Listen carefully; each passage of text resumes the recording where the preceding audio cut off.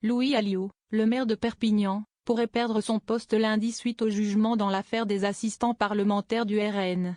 Dans la cité catalane, l'élu du Rassemblement national a grandement participé à la dédiabolisation du parti. Risque élevé de séisme politique en France. Ce lundi 31 mars sera rendu le jugement dans l'affaire des assistants parlementaires des eurodéputés du Rassemblement national. Marine Le Pen risque l'inéligibilité pour l'élection présidentielle de 2027.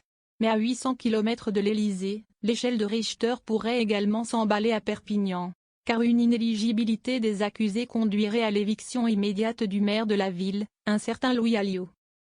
Au municipal de 2020, Perpignan est devenue la plus grande ville française dirigée par le RN.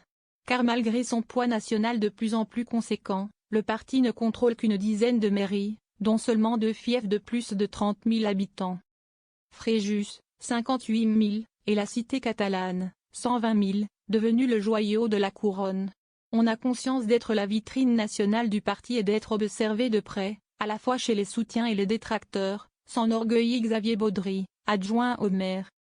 Lorsqu'on a pour ambition de diriger la France, il est toujours bon de prouver qu'on sait gérer une grande collectivité territoriale. Comme un laboratoire à ciel ouvert pour le Rassemblement national. Première expérience, la normalisation. Plus au nord, à Béziers, le maire Robert Ménard, extrême droite mais non affilié au RN, est friand de déclarations tapageuses et de mesures médiatiques. Par exemple l'idée d'un fichage génétique des crottes de chiens pour retrouver leurs propriétaires. Rien de tout cela à Perpignan, où l'équipe municipale reçoit régulièrement les félicitations d'en haut, avec pour consigne d'être exemplaire. Louis Alliot trace son sillon sans sortir trompette et tambour, souligne André Bonneuil, adjoint à la culture, qui évoque une simple politique de bon sens, basée sur un triptyque proximité sécurité propreté. Tout le monde prédisait l'enfer avec l'arrivée du RN. Au final, qu'est-ce que ça a changé? Plus de flics, plus de tranquillité, et c'est tout, sourit Jérémy, 42 ans, attablé à une terrasse. Pas d'apocalypse ni de pluie de grenouilles, mais une sécheresse historique, même les plus virulents détracteurs du RN conviendront qu'il n'y est pas pour grand-chose. Dans la cité catalane, la population n'a pas vraiment l'impression d'avoir été mise au pas.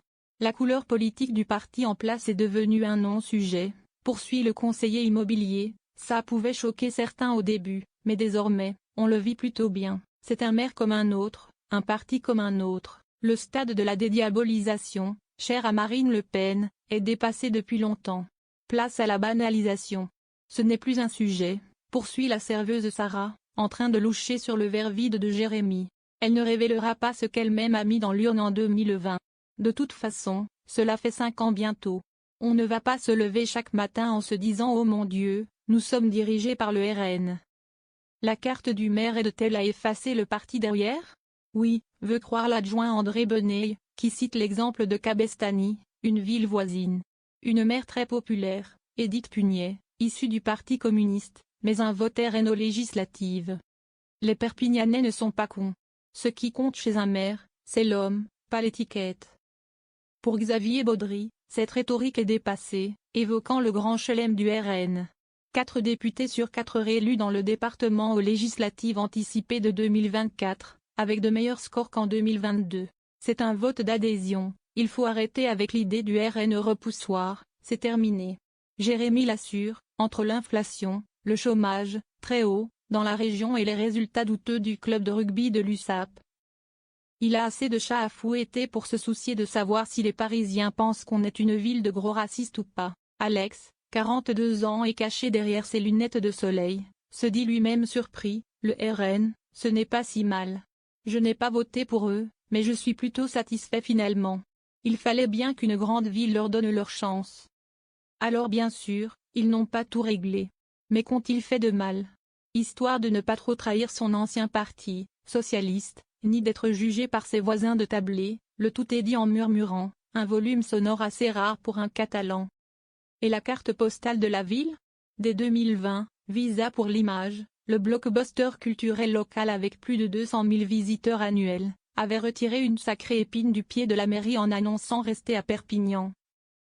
Et ce malgré les propositions d'autres villes pour accueillir l'exposition, clairement à gauche. Une victoire symbolique pour la normalisation du parti, et un petit plaisir pour André Bennet. Les détracteurs auraient été bien contents que ça pète, mais au contraire, ça a donné le ton. Puis mini-tempête lorsqu'en 2023, les Déferlantes, festival phare de la région, annonce ne pas se produire à Perpignan suite au boycott d'Indochine et de Louise Attaque. Un non-événement, veut croire Xavier Baudry. À Perpignan, les gens continueront d'écouter Indochine et de voter Louis Alliot. Et de toute manière, bien sûr qu'il y a eu quelques soubresauts, mais c'est aussi le rôle d'élu de savoir les affronter. Paradoxalement, le calme plat qui règne à Perpignan finit par être l'objet de critiques chez les adversaires politiques. Le sentiment que j'ai, c'est qu'il ne s'est rien passé en 5 ans. Attaque Bruno Noguered, leader du groupe d'opposition d'hiver droite Perpignan pour vous. Tout juste un drapeau français sur le Castillet et un langage populiste sur l'immigration et les gauchistes. Des miettes, selon lui, être lisse, c'est bien quand on est une boule de bowling, pas quand on fait de la politique. Même son schéma, Militante Ensemble, qui se la joue Darmanin, le RN, je les trouve un peu mous. Mettre 40 flics en plus, c'est bien mais ça ne suffit pas, on a encore d'énormes problèmes d'insécurité. À la mairie, on se défend de ne pas avoir de baguette magique. C'est un travail qui demandera beaucoup de temps. Et donc un second mandat. Le quartier de Saint-Jacques, qui héberge la communauté gitane, reste insalubre, loin de la beauté du centre-ville. Là encore un travail de Sisyphe qui fait débat, la mairie dit prendre la situation à bras-le-corps, l'opposition trouve le temps un peu long. Ici aussi, d'une certaine manière, le RN est vécu comme une prolongation plus que comme une cassure. On nous chasse, et il y a peut-être plus d'actes racistes qu'avant. Mais on ne va pas se mentir, on n'a jamais été bien toléré à Perpignan, RN ou pas, raconte Diego. La décision de lundi va-t-elle bousculer la torpeur de la ville et la tranquillité de Jérémy, en train de finir son deuxième verre? Une femme voilée passe. Verre vidé d'une traite, regard noir et sourire carnassier, vous voyez, on n'est pas des monstres, on ne les a pas toutes chassées.